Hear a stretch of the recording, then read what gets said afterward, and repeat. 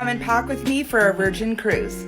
Here's the carry-on suitcase I'm taking. It's called the Haze Luxe bag. My dresses for formal night, my undergarments. I've got 5 shorts, 4 sundresses. There's my dresses folded. I have 2 bathing suits and 2 cover-ups. Here they are. 2 pairs of pants, a pair of linens and jeans. I have 3 shirts to go with my pants. Got my dresses, my bathing suits and cover-ups, my shirts that I'm wearing, 2 pairs of pants, all of my shorts, and then I have socks and my underwear. And then when we get to the cruise, I can just pull this right out and put it into my drawer.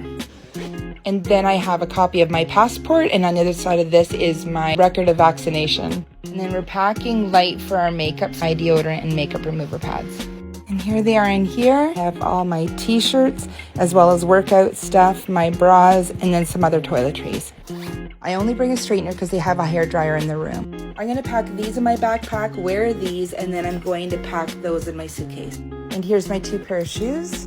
Here's my perfume, my skin cream. And then I have curl cream, conditioner, and I'll use their shampoo.